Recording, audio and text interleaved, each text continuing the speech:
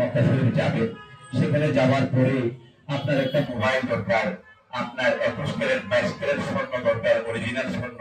সেটা নেওয়ার জন্য আপনার কাফলার মধ্যে সবচেয়ে বিচক্ষণ যুবক যে আছে, আপনার আত্মীয় স্বজন যারা মক্কা শরীফে আছে, সেখান থেকে বাছাই করে একজনকে রিকোয়েস্ট করলেন, অনুরোধ করলেন, ভাই ভাতিজা ভাগিনা আমার একটু অতিরিক্ত মার্কেটে যেতে হবে, একটু সময় দেবে তুমি, কারণ আপনি সেখানে আরবিতে কথা বলতে পারেন না, মোবাইলটা ভালো দেখে নেওয়ার জন্য, স্বর্ণটা অরিজিনাল নেওয়ার জন্য। কেন? আপনি একটা দামি জিনিস কিনতেছেন সেই জন্য।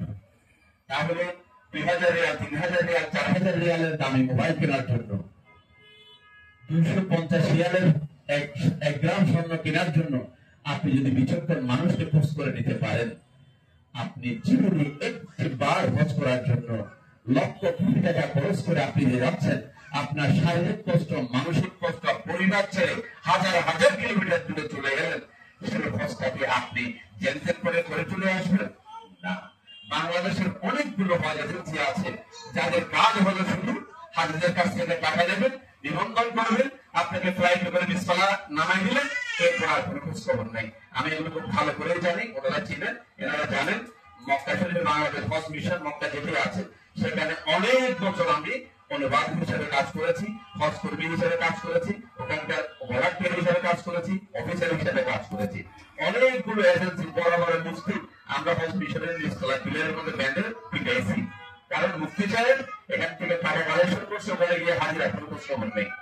বাংলাদেশের যে বড় মানুষ নাম বললে আপনারা সবাই চিনবেন এক শব্দে, সেরকম বড় পীর পুরো একটা এজেন্সি নিচতলা পিলারে দিয়েছে, হাজির গাড়ি পৌঁছে কেউ নেই, কেউ নেই। দেখা যাচ্ছে বাসা কোথায়, সবাই মুজাহিদিন একটা বিল্ডিং পিলারে দিয়ে রাখছে। হজ মিশনের বরাদ্দ কিন্তু ওই 1% দাঁড়িয়ে আছে, শেষ পর্যন্ত ওখানে থাকতে হয়েছে, ওটা ডিল করছে আমি নিজেই। তাহলে যেটা বলতে চাচ্ছিলাম, আলহামদুলিল্লাহ আলকেবলা হজ কাফেলা আমি এই এজেন্সির দালালি করার জন্য আসিনি, আমি এনাদেরকে চিনি জানি। আপনি আলহামদুলিল্লাহ আপনারা সঠিক পন্থা, সঠিক পথ বেছে নিয়েছেন এই গুরুত্বপূর্ণ কাজটা করার জন্য। এনারা চাইলে আপনাদেরকে রমজান মাসে কষ্ট না দিয়ে, আপনি তো টাকা যা দিতে হবে আপনাকে, যথাসময়ে আপনি পৌঁছে যাবেন, ওনাদের কাজগুলো আপনাকে একটা ঘর ঠিক করে দেওয়া এবং যাতায়াতের জন্য গাড়ির ব্যবস্থা করা, যেগুলো করছেন বলছেন এগুলো বাস্তব কথা। রাস্তায় জ্যাম লাগছে, আজকে কারেন্ট নেই, এখন আর কেবলা হজটা হলে বলতে পারবে নাকি এই যে আমার কারেন্টের ব্যবস্থা করতে হবে, এখানে ফ্লাইওভার পর্যন্ত জ্যাম লেগে আছে, এখন আর কেবলা হজটা করার কিচ্ছু নেই করার এখানে। অনুরূপ মক্কা শরীফে মিনাতে গাড়ি যাওয়ার যে বিষয়টা আছে, মোহাম্মদ বিন সালমান যতক্ষণ পর্যন্ত বলবে গাড়ি ছাড়েন, এখন গাড়ি শুধু আলকার ব্যবস্থা করার জন্য নয়, গাড়ি শুধু বাংলাদেশের হাজিদের জন্য নয়, গাড়ি শুধু এশিয়া মহাদেশের হাজিদের জন্য নয়, বিশ্বের সমস্ত হাজিদের জন্য এভরি টাইম। তাহলে এই সমস্ত কাজগুলো, কথাগুলো আপনাদের মাথায় রাখতে হবে। আপনি গেছেন যাওয়ার পরে দেখা যাচ্ছে এদিকে এরকম কেন, এদিকে এরকম কেন, সিট কেড়ে নেয় কেন, এসি ঠান্ডা দিচ্ছে না কেন, এরকম অনেক কিছু হবে। হাদিস শরীফে বলা হচ্ছে কষ্ট যেখানে বেশি, হ্যাঁ যেখানে কষ্ট না করে পারতেছে সেখানে কষ্ট করা হয়। মনে করেন শিয়ারা কি করে, শিয়ারা আপনি যখন মিনা মুসলামে বার হতে যাবেন তখন দেখবেন আমাদের বাসগুলো কি থাকবে, উপরে ছাউনি আছে, এসি আছে। শিয়ারা কোম্পানি থেকে বাস দিচ্ছে ছাদ ছাড়া। শিয়াদের বাস হলো কি, ওই যে মাসালা দেখবেন, মাসালাটা শুনে এহরাম অবস্থায় পুরুষদের মাথায় তুমি দেখতে হবে কি বলে, অনেক ভদ্র অনেক দিন ধরে হাজি সাহেব আছে, এহরাম করে কি দেন টুপি একটা লাগায়, ওই দিন মাথা খালি রাখা উঠতে রাখা সেটাই কি সুন্নাত, এটাই করণীয়, সুন্নাত না, এটা ওয়াজিব, মাথা খোলা রাখতেই হবে আপনাকে। এখন এই পাগলারা এটা ভুল হচ্ছে, এরা বলছে আমার মাথা খালি রাখলে হবে না, আমার এই থেকে গ্লাস হবে কিন্তু রাখতে হবে, বুঝতে পারছেন? আল্লাহ এগুলো ইসলামকে বিকৃত করার কারণে এরা নিজের ভাই নিজে খাচ্ছে, দেখেন ইয়া হোসেন বলে বলে কারো মার খাচ্ছে, ওদেরকে তো আমরা মারতে পারতেছি না, কারণ ওদের সাথে তো কেবলা এগুলো রেলিগেশনের যোগাযোগ আছে, এই জন্য ওদের মায়ের ওরা খাচ্ছে, আল্লাহ ফরমেট করে রাখছেন, আল্লাহ যাদেরকে যেভাবে দেওয়ার মায়ের এরকম ব্যবস্থা করে রাখছেন। এই ধারাবাহিকতায় হজের ময়দানে দেখবেন আপনি তাদের বাঁশগুলো উপরে খোলা, ছাদ খোলা, মাথা খোলা রাখছেন। তাহলে যেখানে কষ্ট না করে পাবেন সেখানে কষ্ট করার দরকার নাই। একটি হাদিস শরীফে আছে যে এক সাহাবী রাসূল সাল্লাল্লাহু আলাইহি ওয়াসাল্লামের জামানায় সফর করতেছেন, মানে মাথা ছাতা মাথা কিছু নেই, হাহুটাস করতেছে, কিছুক্ষণ পর যাওয়ার পরে হাত করে বসে যাচ্ছে। রাসূল সাল্লাল্লাহু আলাইহি ওয়াসাল্লাম জিজ্ঞেস করলেন, ওই বেচারা কি হয়েছে বলেন তো? তখন দুই একজন সাহাবী দৌড়ে আসলেন, ইয়া রাসূলুল্লাহ, উনি অত্যন্ত দিনদার মুত্তাকি পরেজগার মানুষ, উনি সফর অবস্থায় রোজা রেখেছেন, সফর অবস্থায় রোজা রেখেছেন প্রচন্ড গরমের দিনে, এবং উনি কোন সওয়ারিতে আরোহণ করেন নাই। কি করতেছেন? সওয়াব বেশি নেওয়ার জন্য। এটার নাম ইসলাম নয়। তাহলে এটা কিন্তু আপনাকে জানতে হবে না। এখন আপনি মনে করছেন কি যত কষ্ট বেশি সওয়াব বেশি, যেখানে আমি কষ্ট না করে ছাড়তে পারবো সেখানে কষ্ট করার নাম নয়। যেখানে আমি কষ্ট না করে পাচ্ছি না, মনে করেন মেসাজ যেটা বললে জানতে হবে যে জেল লেগে গেছে, সেখানে দেখবেন যে এরকম আমাদের বাঙালিদের এরকম মেসাজটা বেশি। আমি সৌদি আরবে অনেক বছর ছিলাম, বিশ্বের অনেকগুলো দেশের মানুষের সাথে আমার দেখা আছে, আলহামদুলিল্লাহ। এরকম বড় আওয়াজে কথা বলে বাঙালি জাতি ছাড়া আর কোনো জাতি পাইনি।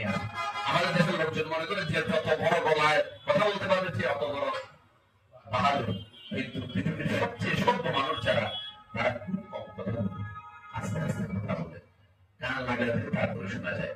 তাহলে অনেক মানুষ আছে এর একটু জানা আছে, স্পেশালাইজেশন করছে এই সেকেন্ডার সেই সেকেন্ডার ড্রাইভার বাড়ি কোথায় পৌঁছে যে 14 গোষ্ঠীর কবস্থ মধ্যে সরকার এই সিস্টেম দরকার আছে সেখানে। الحج لله فلم يرفث ولم يفسق رجع كيوم ولد বাংলাদেশের সরকারের হাজিরে আমাদের দায়িত্ব পালন করতে গেলাম, সেখানে দেখা গেল ঢাকাইয়া হাজিকে গরম হাজি, আমাদের হাজিদের তালিকা আছে আমাদের কাছে কমিশনে, মানে সবচেয়ে গরম হাজি ঢাকা, ঢাকাইয়া হচ্ছে 1 নম্বর গরম হাজি, 2 নম্বর গরম হাজি কোথায় সেটাই গিয়ে, এরপরে আমাদের সিলেট, বাকিগুলো সাদা, ওনাদেরকে আমরা যেমন ইচ্ছে তেমন করতে পারি। বগুড়ার হাজি, রংপুরের হাজি হইলে ঠিক আছে, এরকম ঢাকাইয়া হাজি, সরকারি হাজি মিলাতে তাবুতে ঝগড়া লাগাইছে, বললাম ম্যাডাম আপনি ঝগড়া করেন না, ঝগড়া করলে আপনার ফজ নষ্ট হয়ে যাবে, ফজ থাকবে না। ওটা রাখেন হুজুর, ফজ নষ্ট হলে সুবিধা আগামী বছর আবার আসবো, এটা তো আবার আগামী বছর আসার বিষয়টা না। এখানে যে ذلك ومن يعظم شعائر الله فإنها من تقوى القلوب, এখানকার প্রতিটি বিষয়কে, প্রতিটি বস্তুকে আপনার অন্তরে জায়গা দিতে হবে, শ্রদ্ধা করতে হবে, তখন এই পরিচয় পাওয়া যাবে আপনার তাকওয়ার, আপনার রোগাবিধির, আপনি যে আল্লাহর কতটুকু মানেন, জানেন, বুঝেন, পালন করতে চান সেটি। এটা টাকার বিষয় না, আপনি আগামী বছর আসবেন সেটা না। এই তাকওয়া জিনিসটা কিরকম, এটা কিরকম গুরুত্বপূর্ণ বিষয় আপনি একটু খেয়াল করে দেখবেন। আলিফ লাম মিম যালিকাল কিতাব লা রাইবা ফীহি হুদান লিল মুত্তাকিন। রমজান মাস, এখন রমজানের রোজা রাখছি আমরা সবাই আলহামদুলিল্লাহ। আল্লাহ তাআলা সবার সিয়াম তিলাওয়াতুল কোরআন, আজকে যে আপনারা ঘর থেকে বের হয়েছেন এসবগুলো আমার এগুলো আল্লাহ তাআলা সবগুলো কবুল করবেন। রমজানের রোজা আয়াতের মধ্যে কি আছে?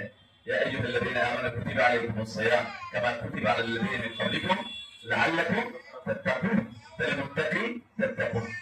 এরপর আপনি হজে যাচ্ছেন তো কোরবানি দেবেন না, ওখানে বাংলাদেশে কোরবানি করছেন না, লা ইয়ানালুল্লাহা লুহুমুহা ওয়ালা দিমাউহা ওয়ালাকিন ইয়ানালুহু তাকওয়া মিনকুম। আপনার কোরবানির রক্ত, মাংস, গোশত এগুলো আল্লাহর দরবারে যাবে না, যাবে কি? আত-তাকওয়া। আত-তাকওয়া হাহুনা ওয়া ইউশিরু ইলা সাদরিহি সাল্লাল্লাহু আলাইহি ওয়াসাল্লাম। তাকওয়া হলো এখানে, রাসূল সাল্লাল্লাহু আলাইহি ওয়াসাল্লাম ইঙ্গিত করে 3 বার বলেছেন। তাহলে এই যে আপনি মিনা, মুজদালিফা, আরাফাত, এখানকার প্রত্যেকটা জায়গাতে আপনাকে খেয়াল করতে হবে আমি কার বাসায় এসেছি, কার ঘরে এসেছি, কোথায় এসেছি। আমরা যখন মেহমান যাই কারো বাসায় গেলে আমরা কি এরকম বিদায় আমরা কার বাসায় গেলে কিরকম থাকি?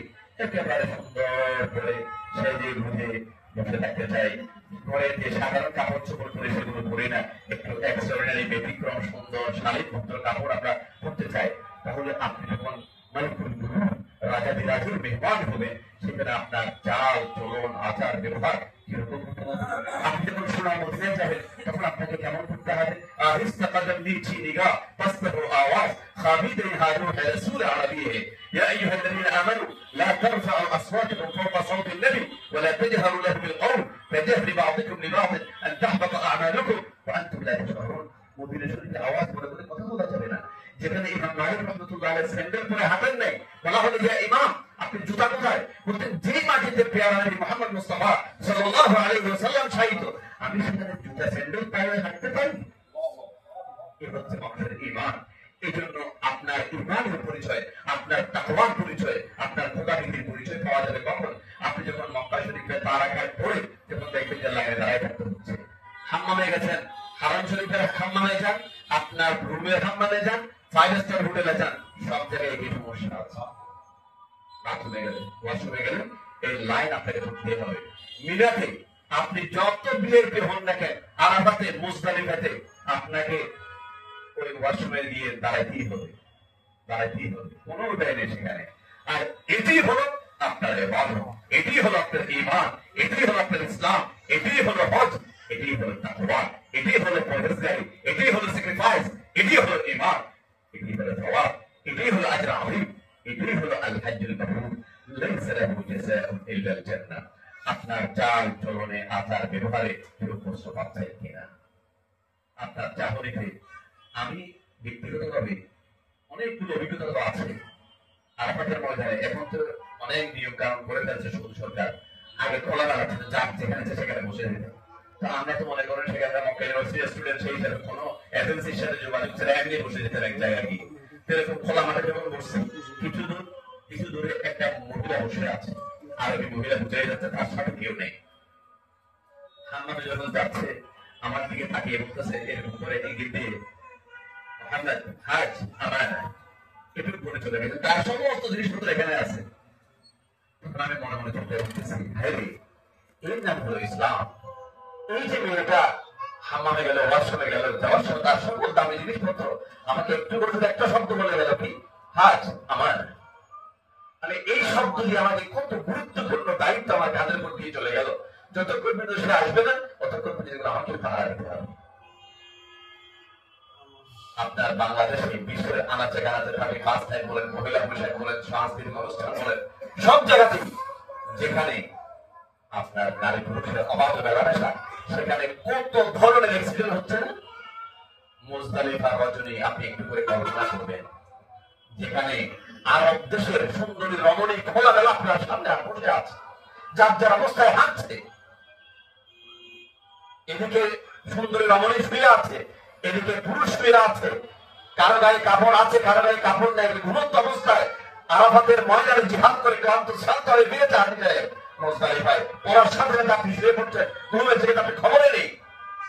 এমন অবস্থায় এই পর্যন্ত, সেই থেকে এই পর্যন্ত একটা দুর্ঘটনার ইতিহাস ঘটেছে কি? আলহামদুলিল্লাহ, এটার নাম হলো ইসলাম, এটার নাম হলো তাকওয়া, এটার নাম হলো হজ। এরকম প্রত্যেকটা ক্ষেত্রে আপনার কথা বার্তায়, চাল চলনে, আচার ব্যবহারে এজেন্সির লোক যারা আপনার কাছ থেকে টাকা নিয়ে আপনার জন্য সুন্দর ব্যবস্থাপনা করছেন, কথা বলছেন, খেয়াল করছেন, মিনা থেকে মক্কা, মক্কা থেকে মিনা 10 কিলোমিটারের দূরত্ব। এখানে হোমওয়ার্ক করেন তারা কি জন্য? আমি 20 বছর ছিলাম মক্কা শরীফে, হজের সময় রাস্তা ভুলে যাই আমি, কথা বুঝলেন? হজের সময় রোড ভুলে যাই আমরা। তাহলে আপনার মতো হাজি সাহেব হজ মিশনে হারানো হাজি আছে, রাস্তা হারিয়ে হাজি সাহেব আছেন। এরপর আমরা যখন বলি যে হাজি সাহেব রাস্তা হারাইছে, না না হারাইনি তো, মানে সবগুলো বিল্ডিং একরকম তো, আসলে এরপরে হাজি সাহেবকে হারাইছে বললে কষ্ট হয় না। না না হারাই নেই, উনি দক্ষিণ প্রান্তে চলে আসেন উত্তর প্রান্তে। ওনারা হোমওয়ার্ক করেন কি জন্য? রাস্তা চেনার জন্য। আপনার কোন রাস্তা দিয়ে গেলে আপনি 8 তারিখ সহজে পৌঁছাবেন এবং 10 তারিখ আবার বাসায় বা মক্কা শরীফে কাবায় আসার জন্য কোন রাস্তা ধরলে আপনার জন্য সহজ হবে, সবকিছু যারা করতেছেন এনারা টাকার বিনিময়ে এখানে এত টাকা আছে, কোটি কোটি টাকা তারা পেমেন্ট যাচ্ছে, সেরকম নয়। সৌদি সরকার এমন ভাবে সাজাইছে প্যাকেজ, ইউরোপিয়ান বুদ্ধি দিয়ে, আমেরিকান বুদ্ধি দিয়ে, যে টাকা যাতে বাংলাদেশ থেকে এজেন্সির আগে দিতে হবে সেখানে গিয়ে সেরকম পরিকল্পনা করছে। আপনাকে যে জমজমা পানি দিচ্ছে ওটার টাকা সহ সবগুলো নিয়ে নিচ্ছে টাকা। এই জন্য এজেন্সির এত বেশি টাকা পাচ্ছে না, এর পুরো খরচের জন্য তারা যা টাকা নিচ্ছে, এই জন্য আপনি তাকে যা ইচ্ছে তা ব্যবহার করবেন, উনি তো একজন মানুষ। তাহলে আপনাকে খেয়াল করতে হবে কোনটা ওনার চৌহদ্দির ভিতরে পড়ে, কোনটা ওনার বাইরে পড়ে। কারেন্ট নাই, বিদ্যুৎ নাই, পানি নাই, রাস্তায় জ্যাম লাগছে, গাড়ি ছাড়তেছে না। আপনাকে বলা হয়েছে হাজি সাহেব বাসা থেকে বের হবেন না আমরা বলার আগে। এখন আপনি 3 ঘন্টা আগে থেকে আরাম করে বসে আছেন রিসেপশনে গিয়ে, এখন 3 ঘন্টা ভিতরে আপনার কষ্ট হয়েছে, গাড়ি আছে আরো 3 ঘন্টা পরে, কারণ সময় দিচ্ছে মোয়াল্লেম রাত 12টা 1 মিনিটে আমাদের গাড়ি ছাড়বে, ওই গাড়ি আছে সকাল 6টায়। আপনি করবেন, আপনাকে বলা হয়েছে থাকার জন্য বসছেন, আপনাকে বলা হয়েছে হারাম শরীফে না যাওয়ার জন্য। আপনি বললেন যে যখন 1 ঘন্টা দেরি হচ্ছে, ওই সময় কনফারেন্স বেড়ে গেছে, আমরা তুলে চলে গেছি, হারাম শরীফে তো আবার একটা ঘন্টা চলে গেছে, এরপর হারিয়ে গেছে। এখন এই হাজি সাহেবকে হারানো হাজি বুঝবে নাকি 50 জন মিলে যারা আপনি বলে দেবেন? এরকম হাজার ঘটনা করতে পারে আল্লাহ না করুন। এই জন্য যারা এখানে এজেন্সি যারা থাকবেন, যারা আছেন তারা প্রশ্ন করছেন, এই সব কিছু মিলিয়ে আপনাকে প্রত্যেকটা ক্ষেত্রে প্রতি পদে পদে মনে রাখতে হবে আমি আল্লাহর মেহমান, আমি একটি জিহাদে বের হয়েছি, আমি একটি সংগ্রামে বের হয়েছি, ইসলামের মৌলিক একটি কাজ আঞ্জাম দেওয়ার জন্য আমি বের হয়েছি। এখানে যা আসবে তা আমাকে মাথা পেতে রেখে বাধ্য হতে হবে। ইব্রাহিম আলাইহিস সালাম মা হাজারাকে যখন রেখে চলে যাচ্ছেন, শিশু ইসমাইলকে সাথে নিয়ে যখন তাদের দুজনকে জনমানব শূন্য উপত্যকায় যখন রেখে চলে যাচ্ছেন, রব্বানা ইন্নী আসকানতু মিন যুররিয়্যাতি বিওয়াদিন গায়রি যি যার'ইন ইনদা বাইতিকাল মুহাররাম রব্বানা লিয়ুকিমুস সালাহ। তখন ইব্রাহিম আলাইহিস সালামের বউ যেমন বললেন, বিবি হাজেরা কি বললেন?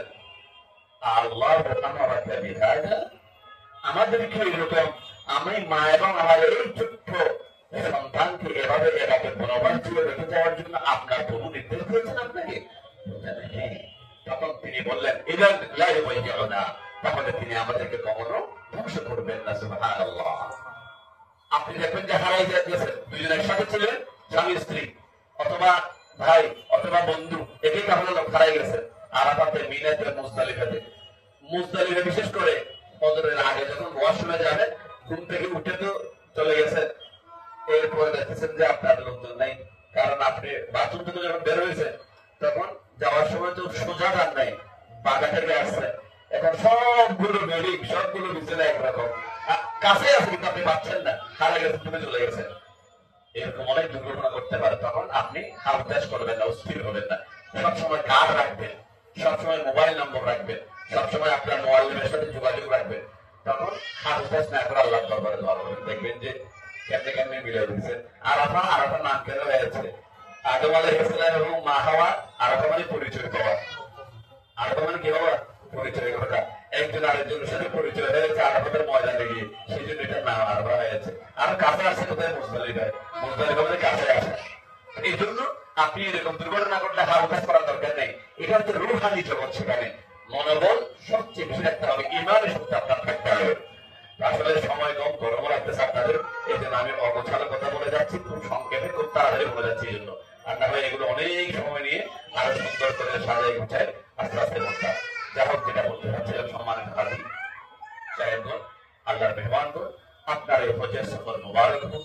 আপনার প্রত্যেকটা কাজ আল্লাহর কাছে গ্রহণযোগ্য, মাকবুল হিসেবে হোক, এটা আমরা সবাই চাই না? যাওয়ার জন্য বড় যারা আছে, বয়স্ক যারা আছে, তাদের খেয়াল করতে হবে। আমি এমন আচরণ করবো না যার কারণে ছোটরা কষ্ট পায়। যুবক যারা আছে তাদের খেয়াল করতে হবে। এই যে বাসে করে যেটা বলা হয়েছে, এনারা হয়তো আরেক খুলে বলবেন না, কারণ আপনারা ঘাবড়ে যাবেন। এই জন্য আমি খুলে বলে ফেলি আপনাদেরকে। মোবাইল থেকে বাস যাবে, প্রত্যেকটা বাসের মধ্যে আরবিতে লেখা আছে রাব্বাইক। রাব্বাইক মানে দুটি যাবে, আসবে, আবার নিয়ে যাবে। এখন রাস্তাটা এমন, সেখানকার পরিস্থিতিটা এমন, মিসফালাতে যখন বাস বের হয়েছে, ওই বাস মিনা থেকে আবার মক্কায় ফিরে আসবে, 1 ঘন্টার জায়গায় 10 ঘন্টা লাগবে। এই জন্য হাজি সাহেবটা কি করেন? কষ্ট করে একসাথে বেশি করে কোন রকমে উঠে বসে কোন রকম নিয়ে যেতে চেষ্টা করে। এখন ওই সময় যিনি যুবকরা আগে করতে পারছে বাসে, এখন যুবকরা সিট ধরে ফেলছে। উনি চট্টগ্রাম বিশ্ববিদ্যালয়ের ছাত্রদের মতো আরবি করছে, এই জনটা রেখে দিচ্ছে সিট। এখন বয়সের হাজি উঠে দাঁড়িয়ে রয়েছে। হজ হয়েছে আপনার? এই যুবকের হজ আছে, এনার জন্য হজ নেই। মুজিব ভাইয়ের মতো এরকম শক্তিশালী মানুষ যারা, এনাদের কি কয়েকজনের গাছটি তাকে নিতে হবে। আরাফাতের ময়দান থেকে আপনি বাসের জন্য অপেক্ষা করছেন, অনেক সময় বাস নাও আসতে পারে, বাস দেরি হচ্ছে, পায়ে হেঁটে আমরা অন্তত 10 বার করেছি আরাফাত থেকে মুজদালিফা। এবং তখন একটা সুন্দর নিয়ম ছিল, ওখানে সাদা পাথর গরু বস্তু যে বার্মিজ লোকজন, আমরা ওই সময়টা করতাম। বাংলাদেশের রোজা রেখে যেরকম সানা পেঁয়াজও খেতে হয় এর সময়, আরাফাত থেকে হেঁটে এসে মুজদালিফায় ওখানে সাদা পাঠার গরু বস্তু, মোড়ের বস্তু বিক্রি করতে বার্মিজ লোকজন, ওগুলো খায় না। তো যা হোক, সেটা আপনাকে আসতে হচ্ছে। এবং হাজি সাহেবদের প্রশ্ন হচ্ছে, ওই সময় যুবক যারা আছে তারা সাহায্য করতে হবে। আপনি এই সমস্ত জায়গায় যখন আপনি সাহায্য করবেন, এই হাজি সাহেব আপনাকে চিরকাল মনে রাখবেন। উনি ওখানে যে দোয়াটা করবেন সেটা আপনার জন্য কাজ হয়ে যাবে ইনশাআল্লাহ বিইজনিল্লাহ। এই জন্য হজের এই মোবারক সফরটা অত্যন্ত অর্থবহ, অত্যন্ত গুরুত্বপূর্ণ একটি সফর। এখানকার প্রতিটি বিষয়, প্রতিটি মুহূর্ত আপনাকে কাজে লাগাতে হবে। আপনি ইব্রাহিমের সুন্নাত চিন্তা করার জন্য বের হচ্ছেন। ইব্রাহিম আলাইহিস সালামকে শয়তান যেরকম লাইভ করার জন্য, মিসগাইড করার জন্য হাজারবার চেষ্টা করেছে, অনুরূপ ভাবে আপনার ভিতরে খোঁচা দেবে, শয়তান আসবে আপনার ইবাদত বন্দেগী সব নষ্ট করে ফেলার জন্য। শয়তান যখন এতদিন কল্পনা করছিল মনে হয় এরা যেতে পারবেন না, বাংলাদেশের দেশের পরিস্থিতি ভালো না, টাকা বাড়াইছে, সরকার এসেছে, সেই যেতে পারবে না মনে হয়। কিন্তু আপনি যখন অলরেডি যাওয়াই নিশ্চিত হয়ে গেছে সবকিছু, শয়তান কিন্তু এখনো আপনার কিছু ছাড়বে না। আপনাকে এখন বিভিন্ন ধরনের বিভিন্ন দিক থেকে বিভিন্ন রকমের কুমন্ত্রণ আপনাকে দেবে, আপনার ঈমান নষ্ট করার জন্য, আপনার কাজের ভিতরে রিয়া সৃষ্টি করার জন্য, লোক দেখার একটা ভাব সৃষ্টি করে দেওয়ার জন্য, যাতে করে আপনার হজ আর হজ না থাকে। সেই জন্য আপনার সকল ইবাদত বন্দেগী, শুধু হজ নয়, প্রত্যেকটা ইবাদত বন্দেগী মুমিন মানুষের প্রত্যেকটা কাজে ইবাদত। হাদিস শরীফে বলা হচ্ছে আযাবাল লিআমরিল মুমিন ইন্না আমরাহু কুল্লুহু খায়র। মুমিন মানুষের প্রত্যেকটা কাজ আশ্চর্যজনক অবস্থা। ওতে এটা শুধুমাত্র মুমিনদের জন্য, আর কারোর জন্য এই সুযোগ নেই। ওতে কি বলছে, ইনা সাবাতহু সারওয়া শাকার ফালাহু আজর। ভালো সুসংবাদ পেয়েছে, শুকর করছে, আপনি প্রতিদান পেয়েছেন, সওয়াব লেখা হয়েছে আমলনামার মধ্যে। আপনি দুঃসংবাদ পেয়েছেন, ইন্না লিল্লাহি ওয়া ইন্না ইলাইহি রাজিউন বলে সবর করেছেন, তাতে আপনার কি হলো, প্রতিদান পাওয়া গেল। এরকম প্রত্যেকটা কাজে আপনার ইবাদত। আপনি যেখানে হেঁটে আসছেন, এখানে ইবাদত। গরমে বসে আছি আমরা, এখানে ইবাদত। আমরা জিকির করতেছি, ইবাদত। সুন্দর করে কথা বলতেছি, ইবাদত। মনোযোগ দিয়ে শুনতেছি, সবগুলো ইবাদত। তাহলে মুমিন মানুষের প্রত্যেকটা কাজই ইবাদত। এই ইবাদতটা আল্লাহর দরবারে কবুল হওয়ার জন্য দুটি শর্ত আছে। বাস এই কথাটা মনে রাখবেন, বাদ বাকি আপনাদেরকে আল্লাহর কাছে সুপর্দ করে দিয়ে চলে যাবে ইনশাআল্লাহ।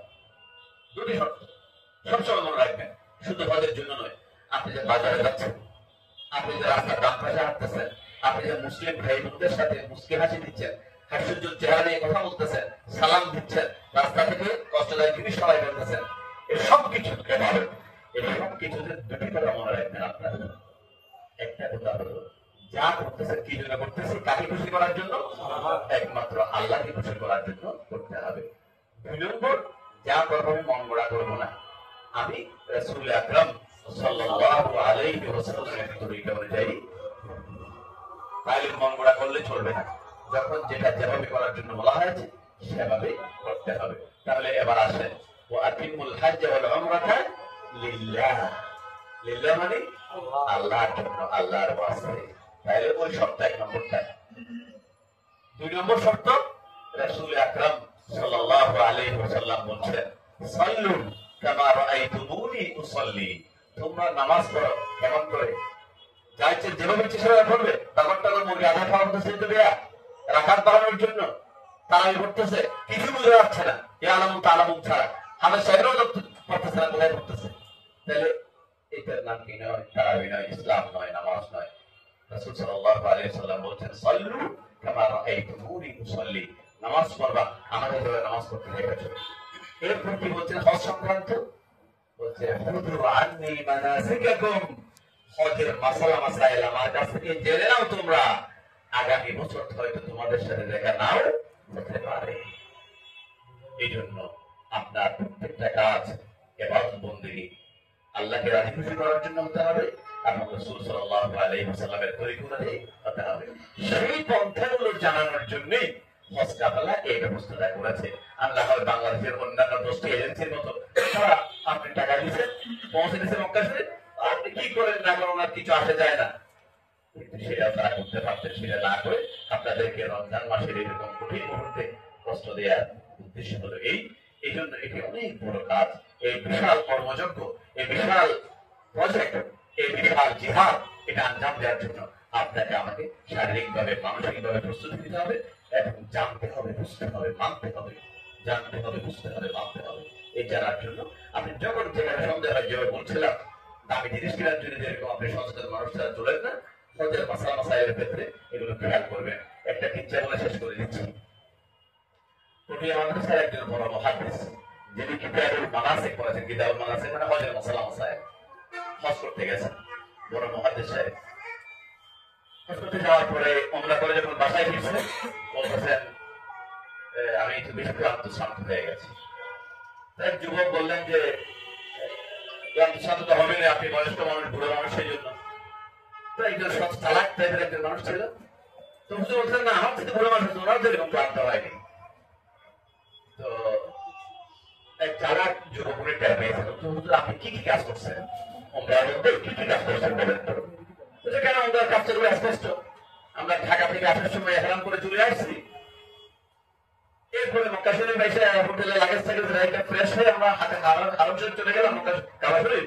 সেখানে গিয়ে হাজর আসওয়াদ থেকে শুরু করে হাজর আসওয়াদে আসলে এক চক্কর হলে এরকম 7টা চক্কর দিয়েছি।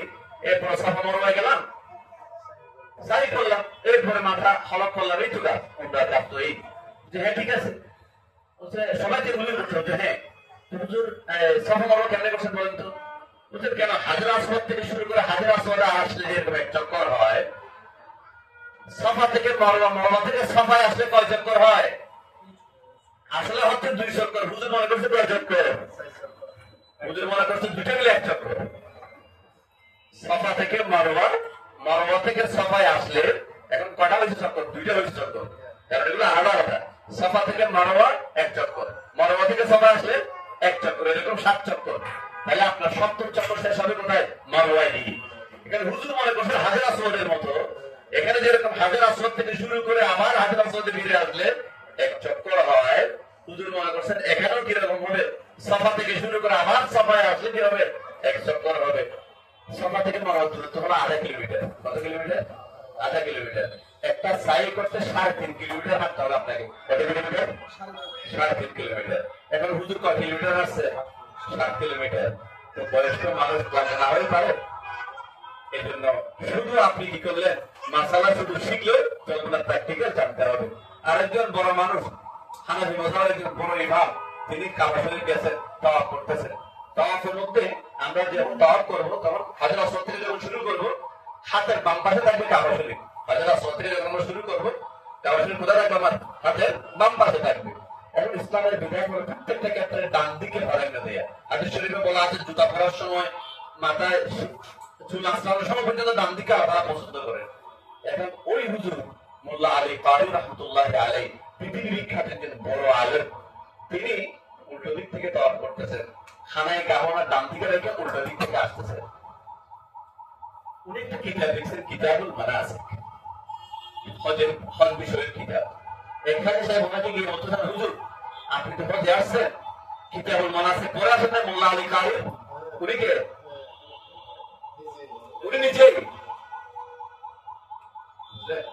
এই জন্য এখানে যেগুলো কথা হচ্ছে সেগুলো আপনি কি করবেন? আবার তাকরার করবেন, রিপিট করবেন, একজন আরেকজনের কাছ থেকে জিজ্ঞেস করবেন। এখানে এগুলো জিজ্ঞেস করার সুন্নাত, সওয়াবের কাজ।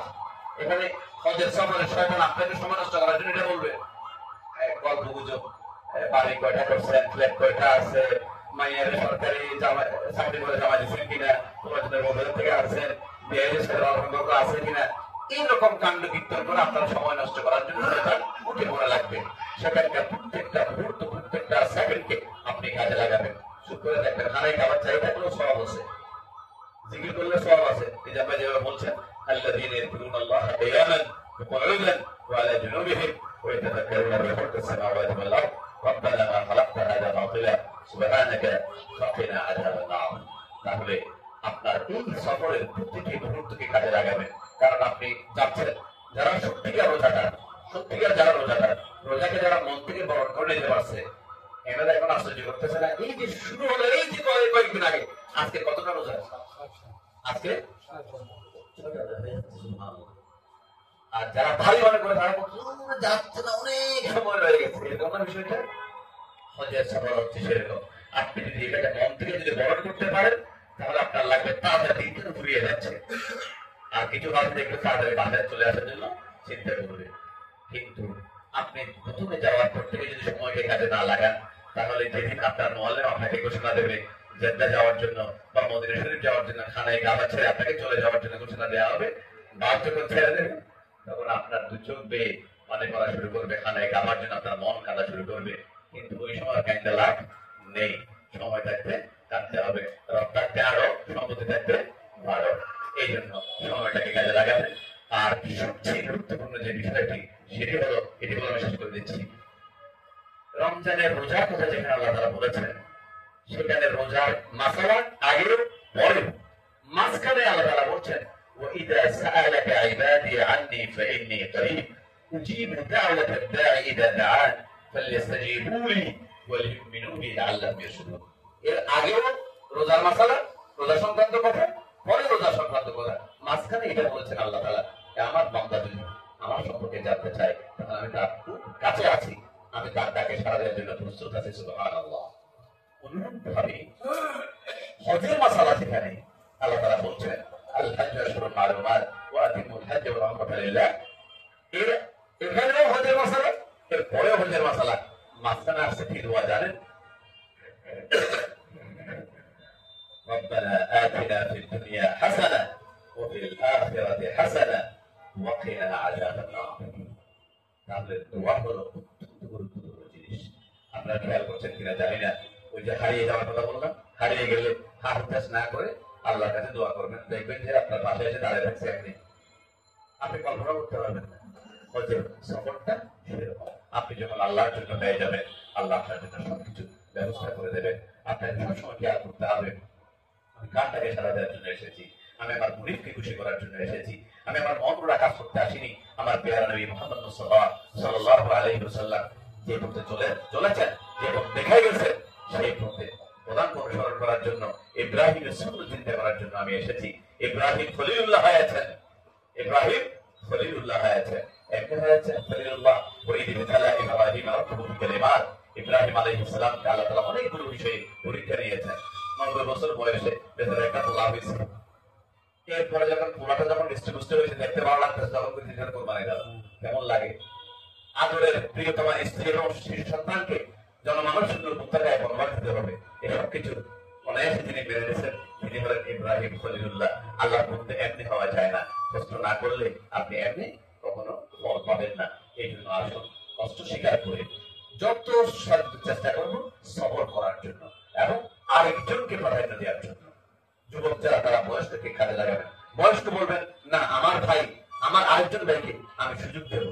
এরকম করে যদি আপনি যান হজের সফর, আপনার এই সফর মুবারক হবে। প্রতিটি কাজ আপনার কাছে খুব ভালো লাগবে, আপনার রূহানিয়ত, আপনার আধ্যাত্মিকতা বেড়ে যাবে, আপনার চিরকাল আপনি মানসিক শান্তি পাবেন, যে মানসিক শান্তি টাকা দিয়ে পয়সা দিয়ে খুঁজে পাওয়া যায় না। আল্লাহ তাআলা আমাদের সবাইকে জানার বুঝার মানার তৌফিক দান করুন। আমি খুব দ্রুততম সময়ে অত্যন্ত দ্রুত বেগে অনেকগুলো কথা সংক্ষেপে এবং অগোছালো ভাবে বলতে হয়েছে, যেহেতু সময় কম, পারিপার্শ্বিক অবস্থা ভালো নয়, সেই জন্য এত তাড়াতাড়ি বলেছি।